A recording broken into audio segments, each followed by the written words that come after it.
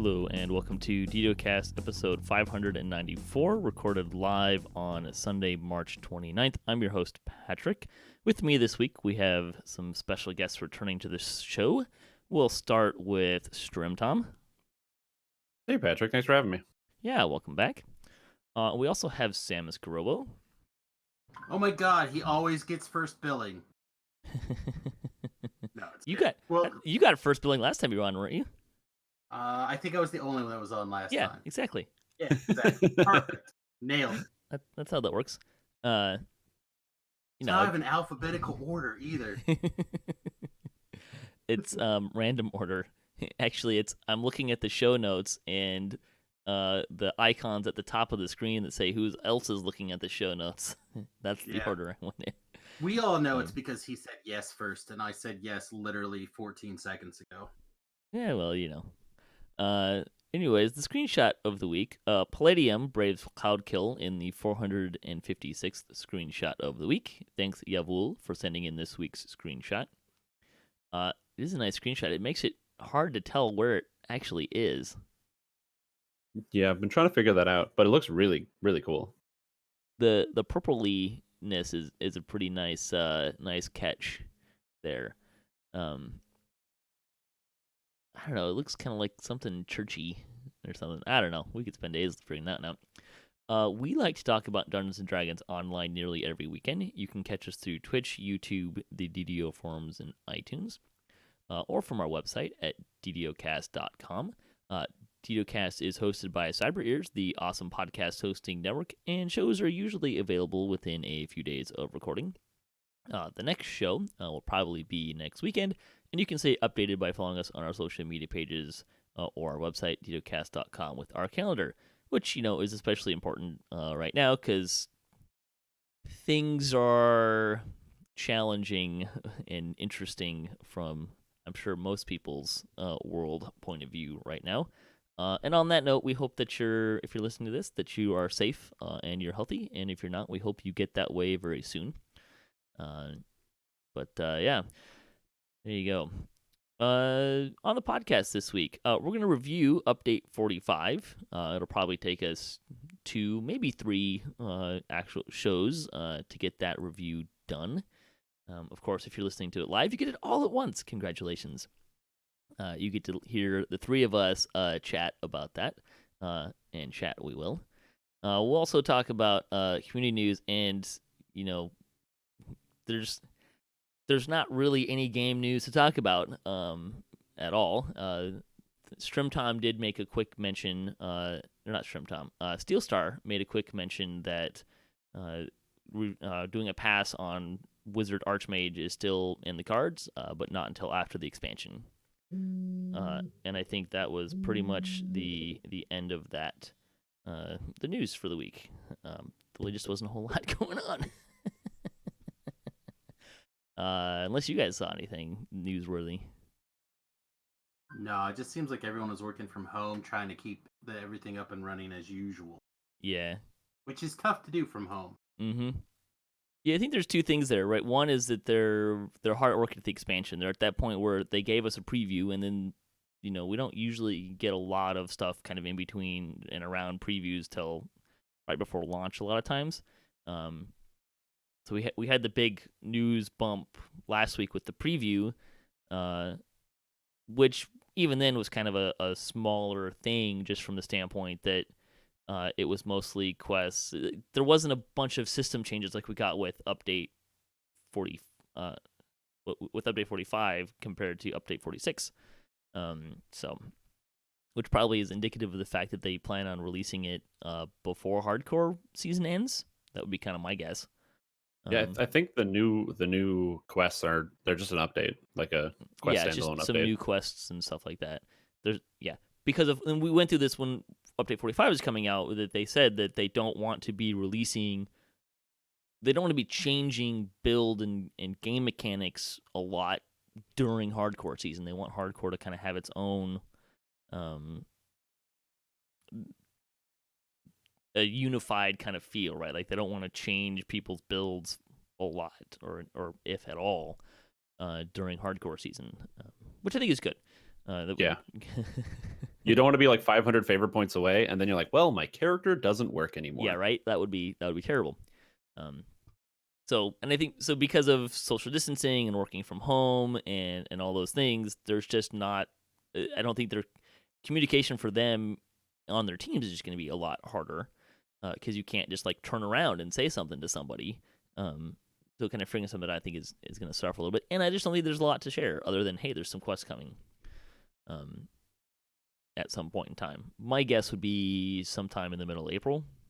Just kind of a loose guess based on the fact that, like I said, I think it'll come out before hardcore season is over. So, bonus days. The Mimic Hunt is now live. Woohoo. So that's chests throughout the game can now be a Mimic through April 6th. This is one of the things that they kind of turned on as an extra bonus. It's also daily dice through today, I believe. So get double daily dice XP for a couple days. So that's kind of fun. Store news. And also on bonus days, today is the last day of the buddy bonus. It's the last weekend for the buddy bonus. So get some friends, go get some XP. Store sales. Double bonus points are back, so you can get double bonus points through April 5th. The sale is Rise Again, 25% off of reincarnation items, healing items, spell point potions, and quest XP elixirs through April 2nd. The weekly coupon code is a light heal rod with the coupon code LIGHTHPROD. So if you want some little healing there, I don't think I've ever used those actually. No, I actually am not even certain exactly how much that heals. All of the potions, like the store potions and healing stuff that I have, I've gotten through like daily dice or freebies or some combination there. Like I've never actually bought any of the healing stuff. But I should grab one. The nice thing about the sale that's going on right now with the double bonus points and the XP potions, if you're like me and you've got to stay stuck inside for the next month or two, you can buy yourself, $200 with the DDO points, then put that all into quest XP elixirs and Hearts of Wood, and then finish all those past lives you've been wanting. Get it done in a month. Don't sleep, just get it done. But I still like sleep. That's true. And some people are still have the option of working from home. It seems like some people have the option of sleeping too. That seems crazy to me. Let's see. Some seasonal classics are back in the DDO store for fun. This was kind of weird, but neat. You can get bunny hats, buttons of winning, pumpkin and skull grenades, snowballs, chocolate-covered humbug, mistletoe, ski loft hot cocoa, white Abishai cookie, and kobold worker and teleport requisitions. Okay, quick. PSA, stop. Go buy some bloody mistletoes. Go get them. They're 10 points a piece, or I think 10 for 90, 90. Just go get them. Stock them up, buy the bloody thing. I don't even know if I know what they do. Yeah, what do they do? Are abundant leap clickies. Really? Yeah. They're abundant leap clickies. Go get them. I bought some on the hardcore server. Yeah, okay. And they were clutch several times. I always buy like 200 of them when I do my TRs. You never know when you're going to just be a build and you want to have like 4 or 5 clickies of leap a life. Just get them. Just go get them now. Buy like 20 or 30 of them, whatever. Stock up. Go get them. Mm-hmm. There you go. All right. Well, that'll take us to the actual community news, where we can really talk about what news we have. So the 375th Chronicle was out this week. And of course, the big thing is that all dungeons and raids are now open to everyone through April 30th, if you missed us last week. So, I mean, it's a great time to go exploring in some different areas and whatnot. But all the content is free. I don't remember if we had this conversation, I was talking about this on DDO or DDOcast, or if it was just out in other spaces. I did see some people asking or saying, "Hey, well, how come you're not doing like make the races and classes free?" Well, sure, but then when this thing ended, you wouldn't be able to play those characters until you bought that stuff. So that's probably why they didn't do that stuff. See other stuff. Final weekend for 5% XP, Everybody XP through today. See, the anniversary event has returned now through April 30th. Missed that one earlier. So hey, that's if you didn't get the stuff from the anniversary event, now would be a good time to do that. Community spotlights. Axel has a top 10 list of things to seek out if you are someone with new adventures to explore. So this is his video. It's basically, hey, everything's free. Here's some things that maybe you should go farm. I thought we'd just stop here for a minute and say, hey, do you guys have any suggestions that you would like to throw out there, whether or not they're in his video? Yeah, sure. So I mentioned this a little bit while we were talking pre-stream, but especially coming off of the hardcore server, those White Plume Mountain and bonus adventure quests out in the 12 are very, very important items when you're doing things like the hardcore server or a lot of the low-level TR grind. I love those hats in particular. Those hats are like 10 out of 10 for me. Those are good ones to pick up. And then, of course, the stuff out of White Plume Mountain itself is actually very. Those would be my top two. But I also play below level 20 most of the time. Yeah, my top pick would probably be the heroic Ravenloft stuff. For two reasons. One, if you've never had the chance to play through the actual quests in Ravenloft, they're incredibly well done. Even if your character might not be at the strength level, just put the quest on normal, put on your headphones, and just enjoy the narration and some of the character dialogue, and it's just fantastic through and through. But then on top of that, I generally will wear heroic Ravenloft gear from level 10 to level 29 in most cases. The gear is just really solid, fills up pretty much every stat and item slot really well, and it's going to serve you time and time again. So if you got to farm one thing, hit up Ravenloft. Yeah, if I look at kind of the gear that I tend to put on for TRing, level 10 is where I get Ravenloft gear and put that on. 15, I put on a Sharn set. No, you don't necessarily have to, but I think they have really solid sets for most builds, particularly for my leveling of Choice Warlock. There's a set there that gives extra spell DCs and light and positive spell power and all sorts of fun stuff. I would say and then kind of low level epics, I start putting on some gear from Keep on the Borderlands. So that's got some really nice kind of low level epic gear. And then 29 Sharn and Ravenloft gets put back on for the legendary versions. There's not really a lot of stuff kind of in between there. I'm actually going to interject here super quick. The Soul Splitter stuff is stuff that I personally didn't use a whole lot of, again, until this go around through the hardcore, because you spend so much time above 17, but below 19. So I actually farmed out a lot of that stuff, and a lot of the Soul Splitter items are actually very, very good as well. They're like right there at that same kind of power level, just slightly tweaked. They fill a lot of interesting slots. I don't know if it's for everybody, but if you have the time and the ability to farm stuff, you might check out the Soul Splitter. Yeah, the Soul Splitter stuff is very similar to the Sharn stuff, the general Sharn gear. It's just skewed towards different build archetypes, because there's different sets, right? And you kind of look at the sets and you can pretty quickly tell what they're kind of going for and what builds are likely to use that. One of the things that's in the Soul Splitter sets is one that's very skewed towards a Pale Master, for example. So if you it's like running almost Pale like Masters, he figured out what I played. So if you run Pale Masters of the Sharn sets, that's the one that would clearly be the best one for you. So it's a good point. Yeah, so there's some great stuff out there. I'm sure if we don't mention it, someone's gonna say, "Hey, go farm a Jack Jibber's Blade." It's not a bad suggestion. We wish you luck. You'll need lots of it.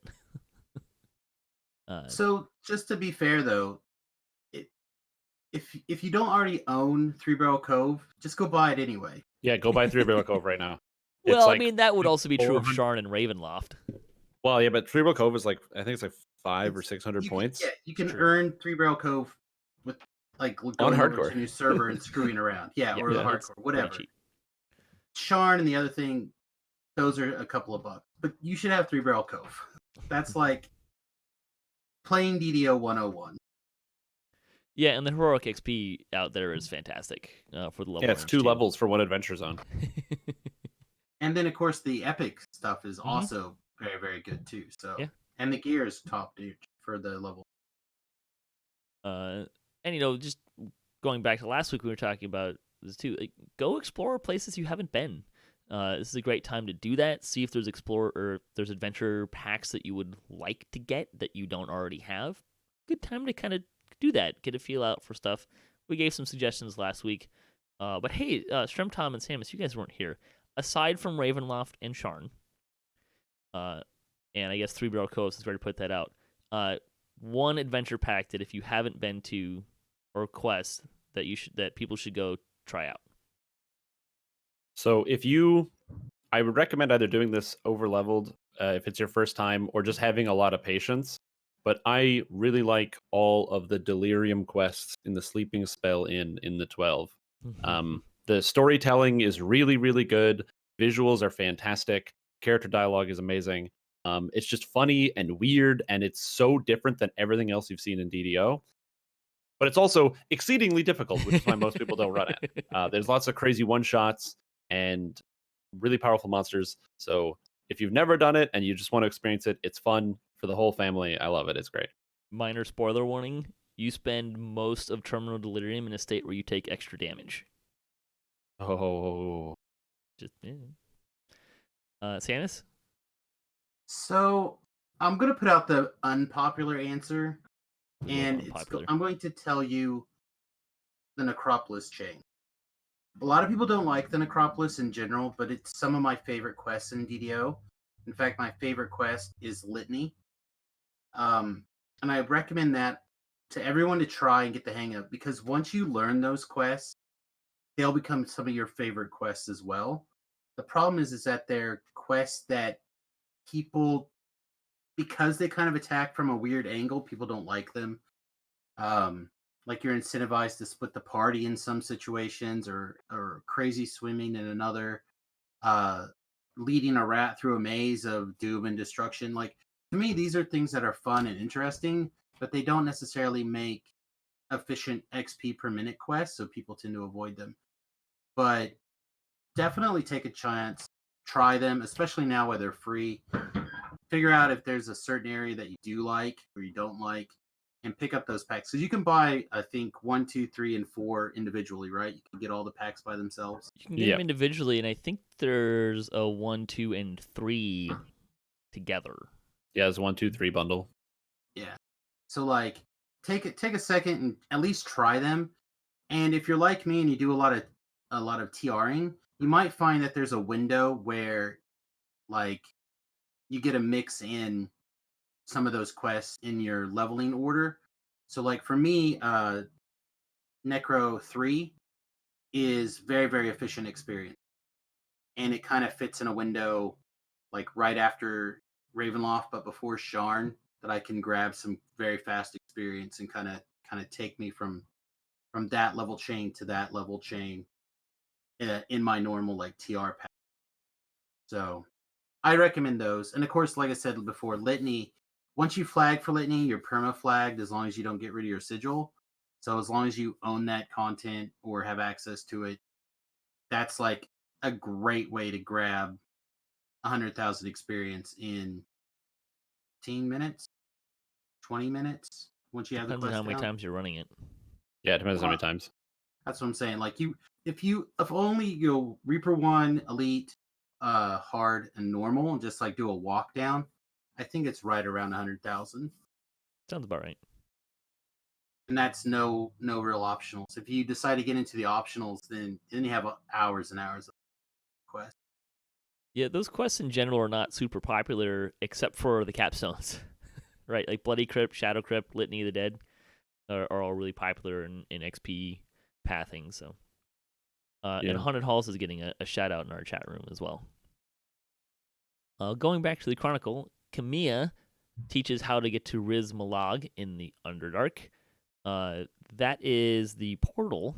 There's a ostensibly it gets you close to Belly and the Beast, but I don't think people tend to run Belly and the Beast often enough to actually need a portal to get there.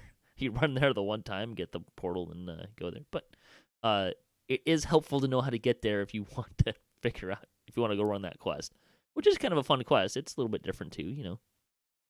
Spend some time getting to know a purple worm really intimately. The comment for the week: why do mimics want to eat you? Because I'm plat capped, and they're really hungry. They want that platinum, man. Their chests. All they want is gold, and I got so much gold it doesn't fit on my character. Wagon. I'm pretty sure it's because we're crunchy on the outside, creamy on the inside, and we have just enough iron to make it go down smooth. That's an interesting answers. I went with my answer is that we taste better than kobolds. But I think you guys' answers are much more.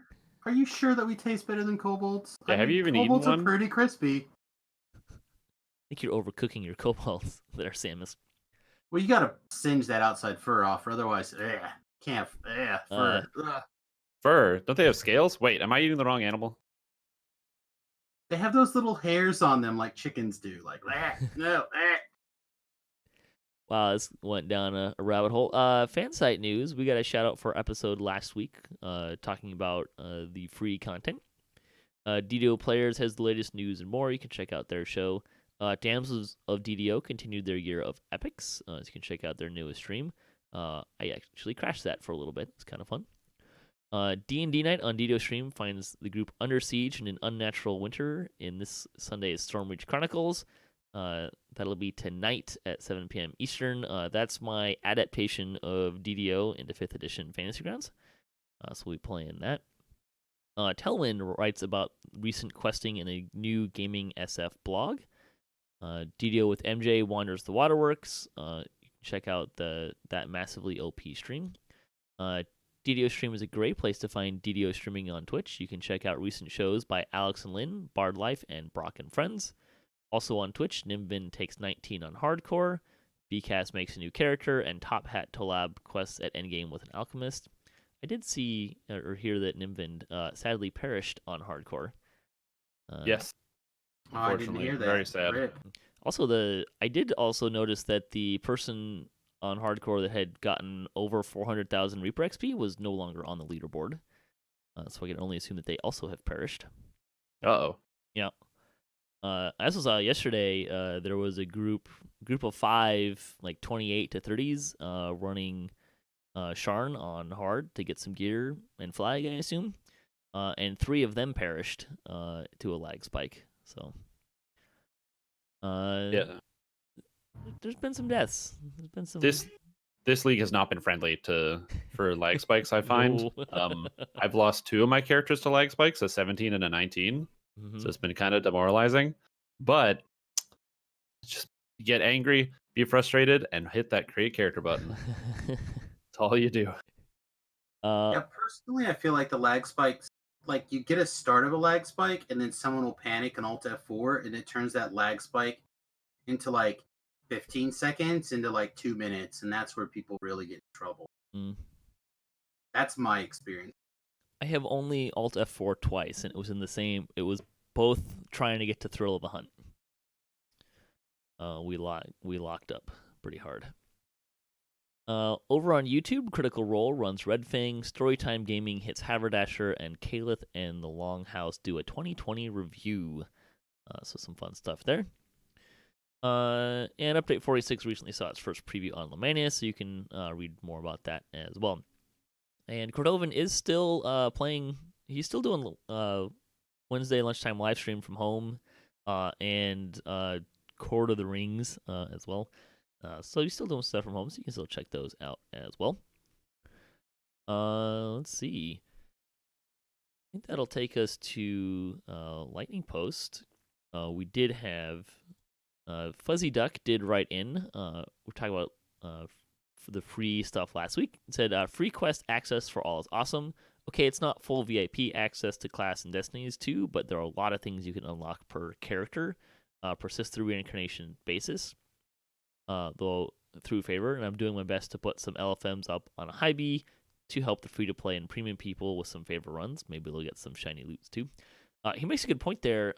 If you haven't done Ravenloft, or if you don't own Vistani Knife Fighter or Inquisitive or the Harper Agentry, this would be a good time to farm those. Those do persist on once you unlock them on a character. You always can use those universal enhancement trees. Yeah, there's also a perfect time to go unlock Artificer, which is like pretty much key to almost every single Inquisitive build out there. I don't know which if I'd is say kind of that, nice. but And then like favorites, you can unlock Favorite Soul too, which is pretty cool if you don't have the favor on your account yet. Or also with that veteran status too.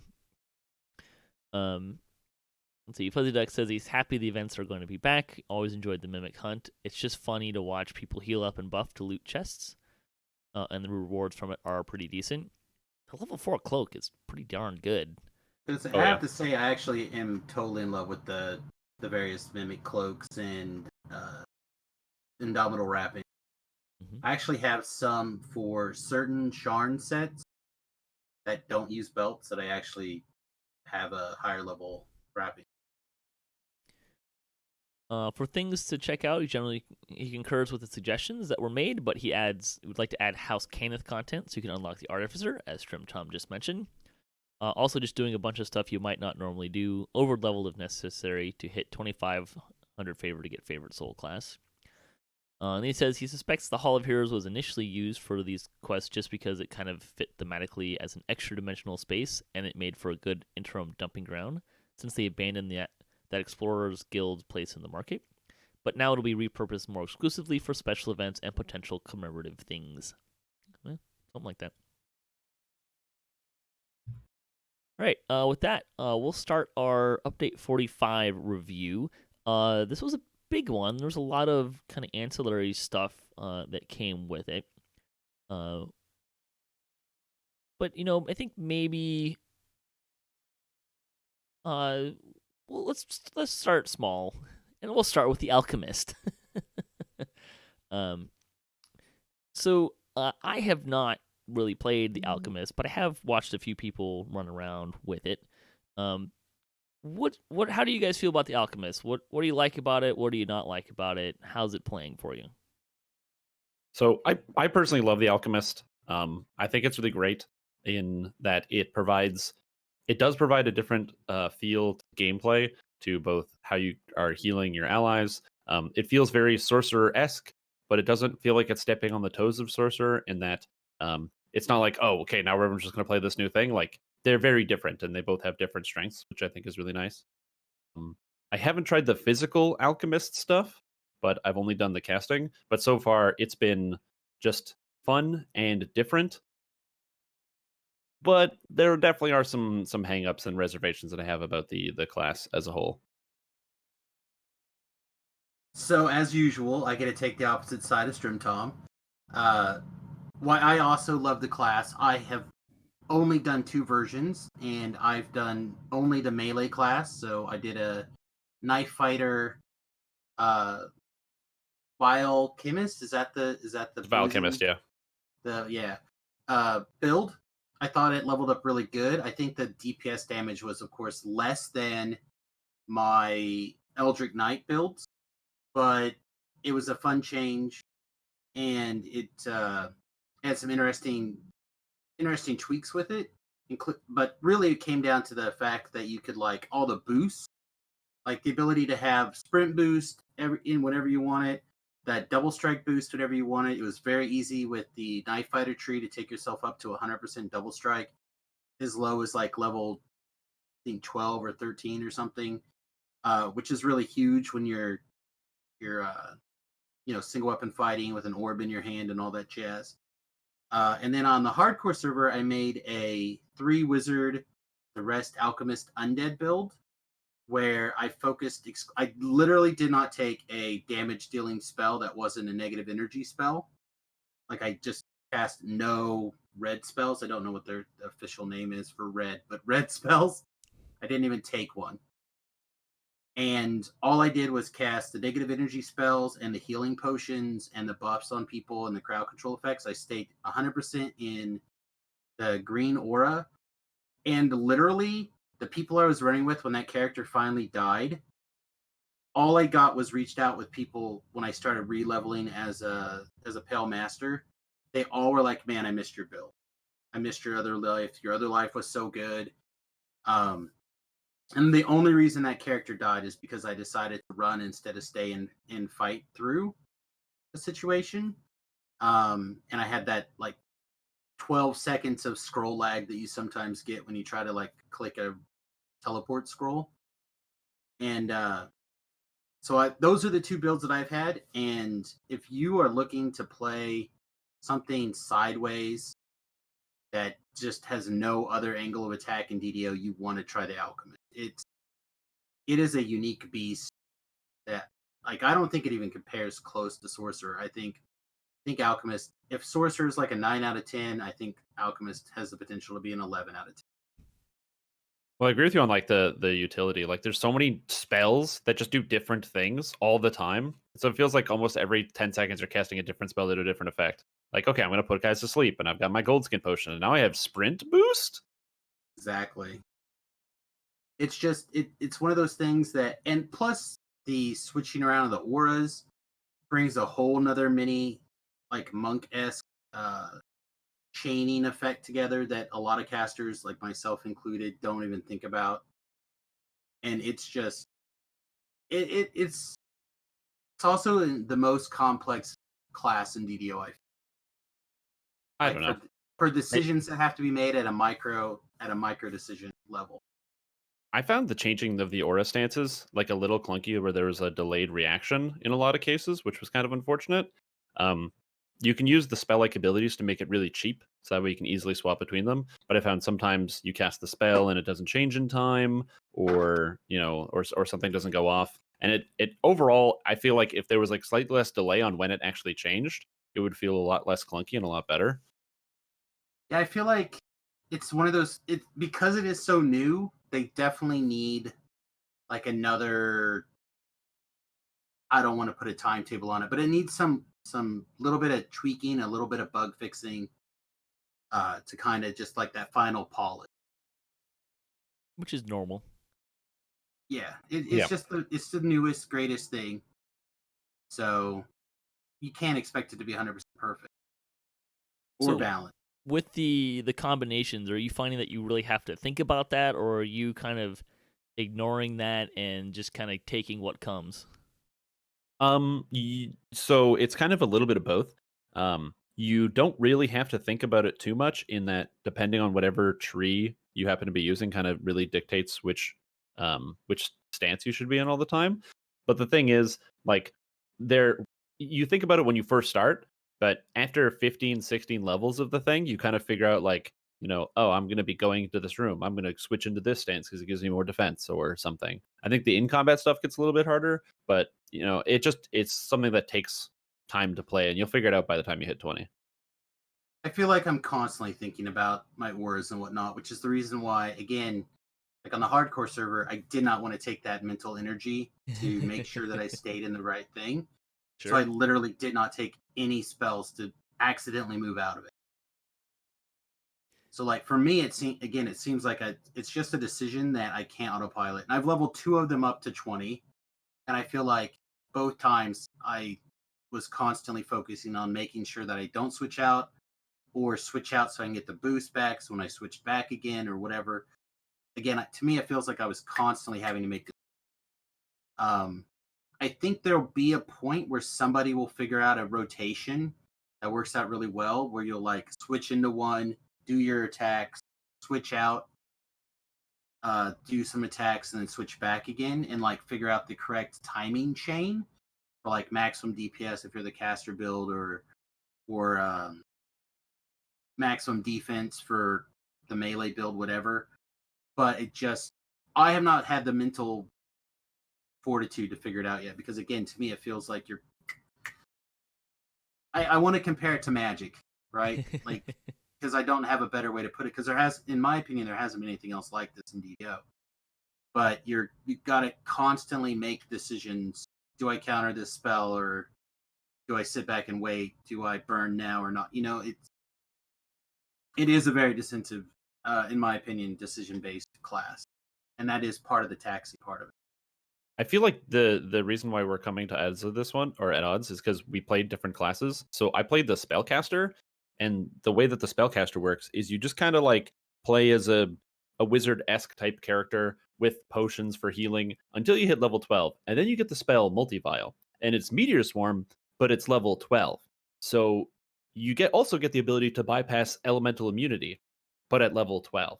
So once you hit 12, you just press one button on the keyboard, everything in the room dies instantly, and you go to the next room. And the game completely flips over where all the thinking disappears. I've heard that. I have heard that. Yeah, and it's like there still is some thinking, like you want to be swapping into the right stance to get the mana cost reductions, because it can be expensive, but it is I don't know. It's very interesting how I guess how different it is.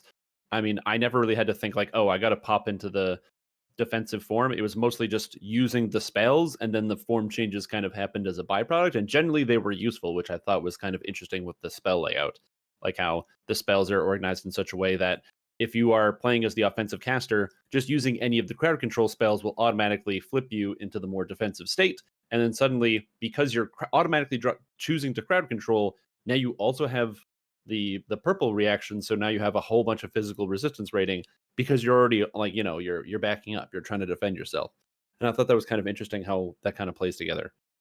Yeah, and seeing from my point of view, since I was on the attack all the time in melee action, I using the spells as either like a softening up or a make them vulnerable to my poison attacks, like did the other way. It constantly was pulling me out of where I wanted to go and get into the casting tree, and it's like, no, stop doing that. I want to stay here.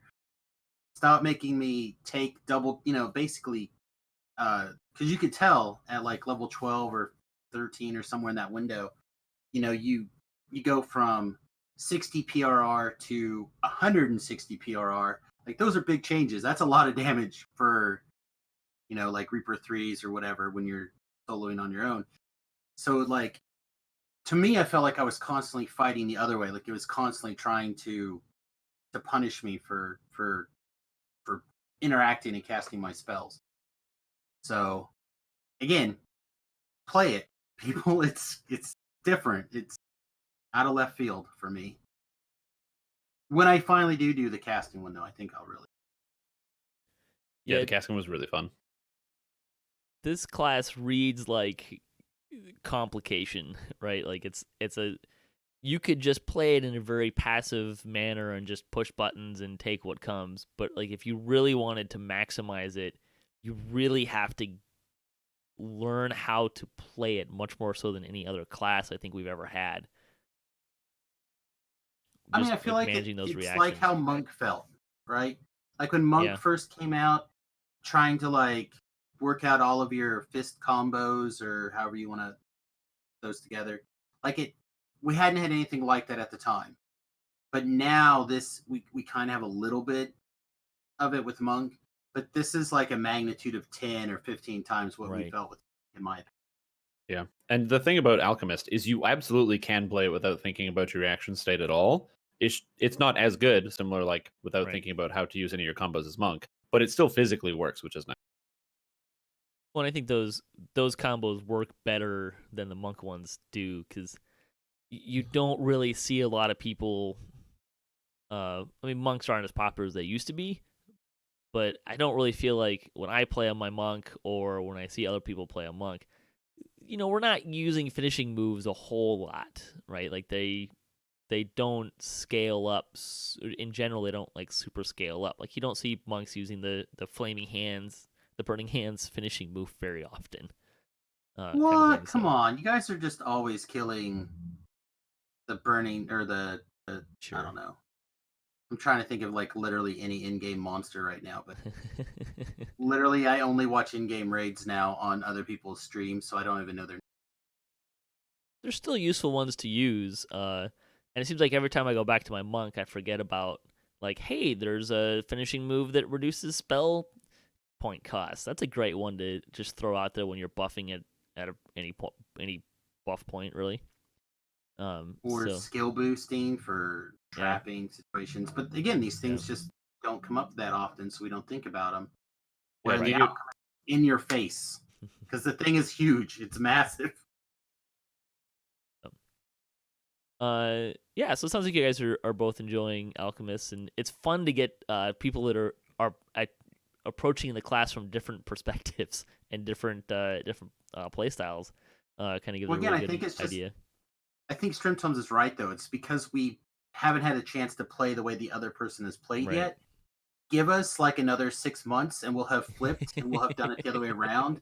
And Strimtom will be like, "I'm all about this melee action." And I'll be like, "Ha! So wrong. It's all about casting. Stop it."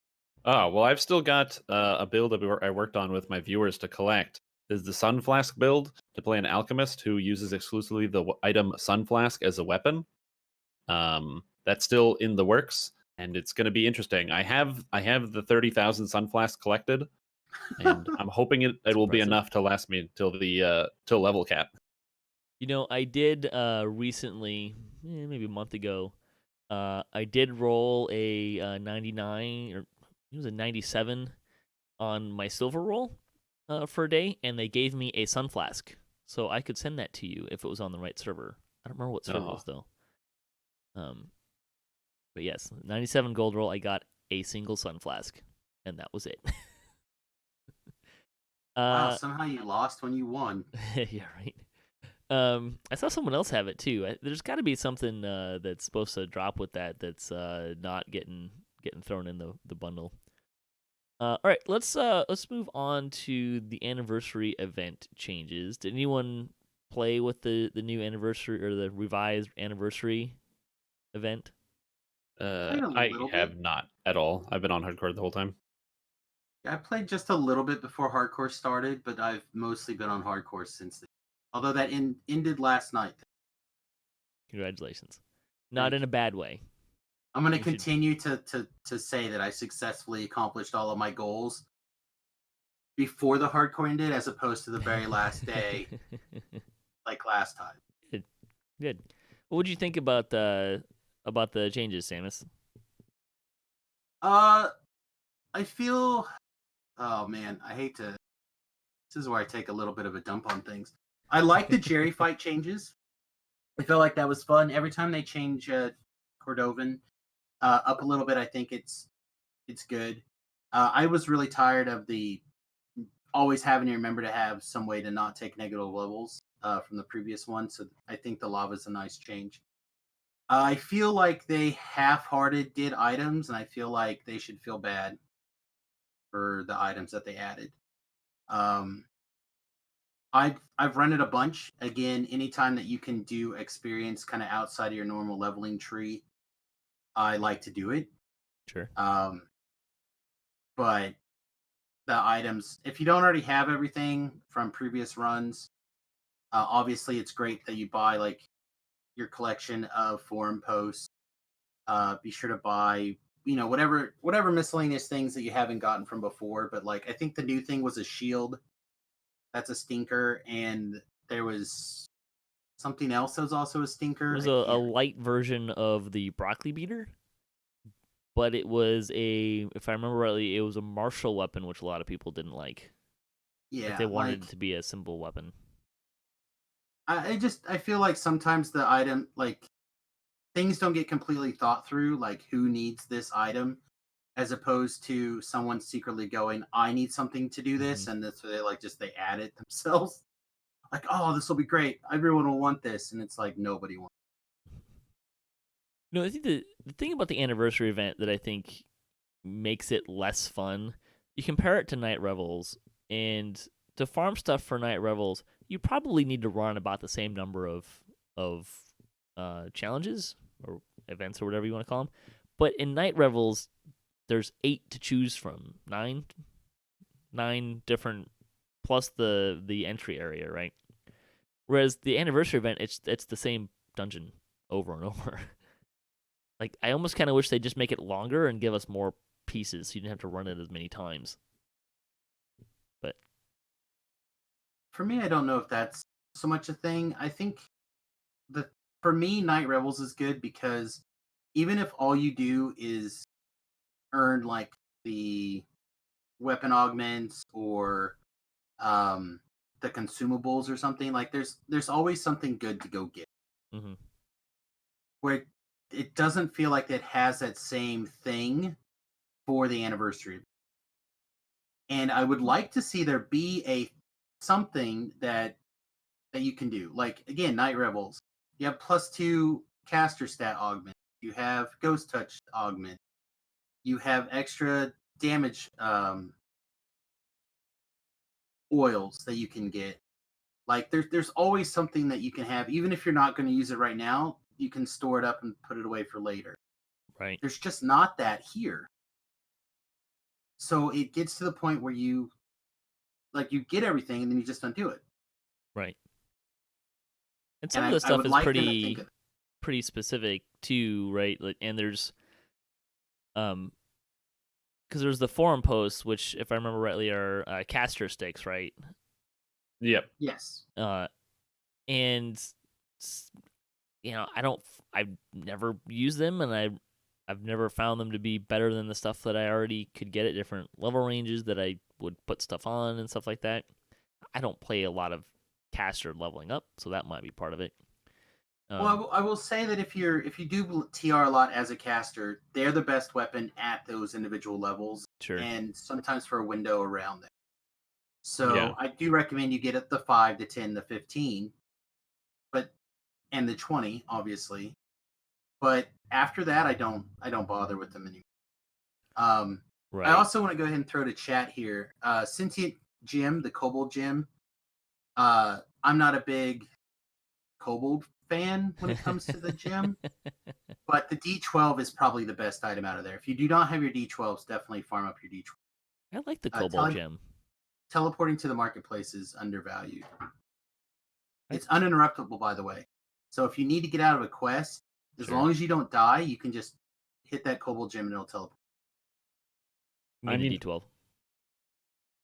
I do have a couple of contrary opinions here. I think the issue is that I totally agree that there should be more like cool consumables and stuff that you could bank up. Although I'm personally not a huge fan of like effective consumables from like events and festivals. Like I don't even like the fact that there's any items that you can use that are like better than anything in the standard game from these events.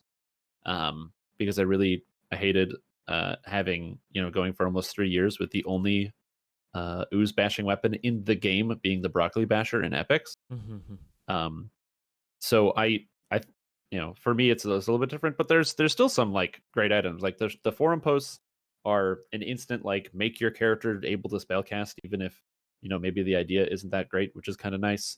The motherboard is like one of the best shields you can get for playing as a vanguard during the leveling process, which is kind of nice. And even the new one, it might not be the best item in the game, but it looks fantastic. It has like an awesome design on it, and I love it. It's such a cool cosmetic. There you go. So get one for cosmetic and then throw it in the dumpster. You heard it here first, right? Straight from Strimtom. My point though is that the changes from previous years to this year was not good. Sure. Yeah, the stuff that they added kind of fell flat for me. I didn't bother running it because the loot there was not anything that I was looking for, or maybe would incrementally increase my power at various levels for what I tend to do. So it wasn't really worth it. I do really like the Cobalt Gem though. Jury's still out on the Dragon one because I only just slotted it. But as far as the other sentient weapons go, I think Kobold is right behind Black Razor for me as my favorite. So. All right, we'll move on to another thing. Let's talk about the stealth changes. Have you guys played much with the stealth changes? No. You're going to have to refresh. I feel like there was something that was aggravating me about the stealth changes, but I can't. They were It's mostly UI stuff. So it gives you indication when you are succeeding or failing at stealthing, I think. Let me see if I can find it in the massive show notes. A lot of stuff. All right, I'm gonna say no. The only time I bother to stealth right now is shield blocking on a Pale Master. Sure. But I will tell you that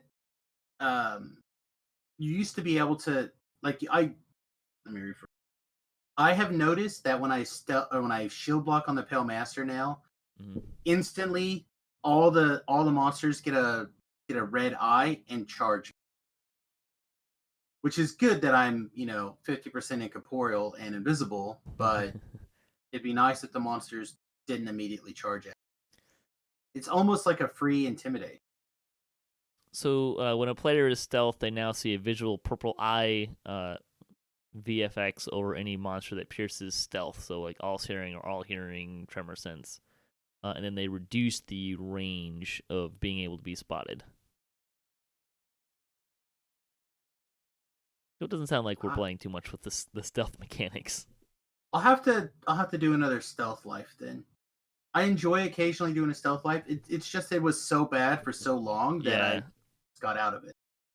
Yeah, I'm going to be going back to stealth once I finish off my goals on hardcore, because I've been playing assassin. Before the changes, I played a ton of assassin, and really the only issue that you ran into with stealth was that Reapers pretty much insta-spotted you, and certain monsters would insta-spot you, but sometimes it would be hard to tell, and if you didn't really understand that as a player, you'd kind of just be like, why are these monsters seeing me? Maybe I need to get more stats. So I think that the visual that indicates, doesn't matter what your stats are, these monsters just will spot you. I think that's just good for your clarity and understanding what's going on. Yeah, I would assume that would be a good change.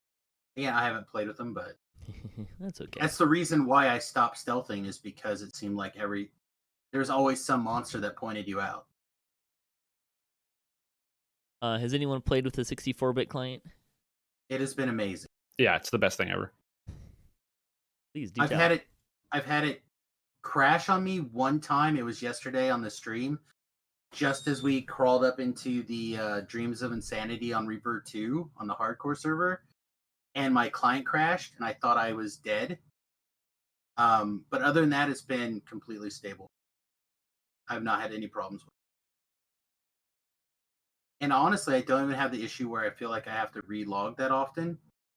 Unlike previously, I felt like I had to relog like every 5 or 6 character swaps. Now I feel like I can go not indefinitely without a character swap, but through a normal playset. Yeah, it's true. I habitually will still just, if I have to change character at all for any reason, I just quit to desktop. But then sometimes I'll just not do that. I'll be like, wait a minute, my game is still running, and it's not going through molasses. What is happening? Yeah, I noticed on the hardcore again, there was at least one person that I was playing with who said that he has to restart his client like every 45 minutes to an hour or something, and that he tends to not play with people who refuse to restart their client. After asking him about it, he said that he was still on the 32-bit client, and I told him that I have had zero issues and that he would consider upgrading to this 64-bit client and giving it a shot. It has been the bee's knees. Yeah, I like it a lot. It's still I definitely think it still needs some work. There are a lot of people that are still having issues with the 64-bit client. Right. But if it's anything like the Lord of the Rings client, it was 2 or 3 patches later, they worked out most of the bugs. Yeah, I decided to wait until I was done playing on hardcore because I didn't want to introduce an extra wrinkle into things that were people having problems with it. So I haven't played with it yet. I should. Highly recommend it. Yeah. Yeah. Plus 1 there. Wait, the last thing I think maybe we'll talk about, and then we'll break for part 2. Wanted to kind of throw out some feelers. Did you guys played much with the new Scion of Ethereal Plane feat? Probably not Samus. What? What? Come on. It's a level 12 feet, right? Level 30? Oh. I wasn't even close. I couldn't even pretend it was inverted. Did you get to play with it at all, Strimtom? No, I haven't played around with it, but mathematically, it's worse enough that you wouldn't consider just like it used to be like, it's like the Right. best thing ever because you get a million hide and then you have all this extra free damage. But I think most people, even if you're playing like a pure assassin, if you're not super min maxing it, you're getting like 100 hide, so you're going to get a similar amount. It really targets the builds that were getting like 180 hide, which is a real number that people were getting. And so Right. this kind of like tones down a lot of those builds. I don't think it's useless. It's just not as good as it used to be, and especially if you're going very hide focused. It's not the only choice you can make if you're min-maxing. Yes, exactly. Now you can take other feats, which Yeah. is Good. Arborea, and then nothing else. Oh no. So we've exchanged the must-have to a different must-have. Exactly. We have a new dictator now. Yeah, And that this can illusion happen. of choice seems strong. I will say, after playing a bunch on Hardcore League, I've been playing like exclusively Elite difficulty because I'm saving the Reaper just for level cap because, Mhm. it just seems like a lot smarter that way. And as I've been going through, I've realized, man, there's so many cool and fun builds that you just can't play on Reaper mode because, it's like, oh, this character can like heal itself and do this ability. But on Reaper mode, it's garbage. But on Right. Elite, it just feels awesome. It feels like your character does the thing it's supposed to do. Well, I'm sure we don't want to get into that, but that is one of the big perks of the hardcore server is that you do spend so much time on Elite and you feel like a complete monster compared to Reaper mode. Oh, yeah, absolutely. You're just like, oh my gosh, what am I doing? This is like hundreds and hundreds of damages, and I'm level 12. It's like, ah! And then you like step into a hard or a Reaper quest, and you're like, where did my damage go? Yep. I put on one of the Night Mother's weapons for the first time like ever. You grab And that healing. and it's got vampirism on it. And I'm Yep. like, wow, this thing doesn't say 0 when I hit monsters. I actually get points of health. This is cool. It's so kinda weird. nice. Yeah, the thing that I find most different about building on hardcore is a lot of times, a lot of builds these days, you really build it for the end, right? So you optimize when to take whatever levels you're taking, but it's to maximize the end power as opposed to on hardcore, you tend to build more immediate needs in, right? Exactly, yeah. I mean, that's the way I play always. So when your goal is to get back to level 1 as quickly as possible, you sure, tend to build differently. it's true. Well, hey, we're gonna close out the show for this week. Strimtom, why don't you tell us about all your fun streamy stuff? Well, you know what? Since this whole coronavirus thing is going crazy, I'm trying to stream more often to get some more things out there. So you can catch me on twitch.tv/Strimtom or on my YouTube channel where I'm uploading more build guides and stuff at youtube.com/Strimtom. And Samus? Kind of the same, except I'm streaming exactly the same as I've always streamed, which is like 55 hours a week. And you can catch that at twitch.tv/Samius Gurobo, SIMIUSGUROBO. Also, you can catch my live streams live also on my YouTube channel. It's the same, youtube.com/Samius Gurobo. I know a lot of people out there, depending on like where they are in the world or whatever, sometimes you get Twitch, sometimes you can't. So YouTube is a good place to go. One of my New Year's resolutions is actually to maybe get to the point where I could consider monetizing my YouTube channel. So if people listening would like to do me a favor, they've been fans of like me for the thousands of years I've been making Dungeons and Dragons content. If you guys could jump over there and just subscribe to my YouTube channel, I'd really appreciate it. Again, youtube.com/Samius Gurobo. Well, thanks, guys, for joining me today, and thanks to all those listening to the show, and thanks to all the other contributors for DDOcast. It's a great group of folks that make this show happen. And to Standing Stone Games and Wizards of the Coast, and to Cyber Ears for hosting a podcast. If you'd like to support the show, you can visit our website, DDOcast.com, or you can support us on Patreon. And again, I just want to throw this out there that there's a lot of people that are hurting and a lot of businesses that are hurting. We are not one of them. We'd be happy to accept your donations, but I would also encourage you, if you're looking for places to donate, this is probably not the best time to donate to us. There are other people that you could donate to food kitchens or the Red Cross or anything like that. Maybe a neighbor in need or something like that. Arts organizations as well, I know, are really hurting in this time. So we'd encourage you to be generous to people, not us, this month. If you have a DDO-themed webpage or you Twitch DDO and you'd like to be featured on our website, you can email us at ddocast@gmail.com. You can also hit us up at ddocast.com for our show notes, MP3s, our calendar, previous shows, and other fun stuff. And if you'd like to be a part of the show, if you have a comment on this episode, a question you'd like to hear us answer, or a topic you'd like to hear us discuss, or you just want to say hi, you can leave a comment or you can email us at ddocast@gmail.com. You can also find us on social media for the latest cast updates. At DDOcast is the best place. So until next time, may all your attack rolls be crits, all your chest level appropriate, have fun, and don't forget to gather for buffs.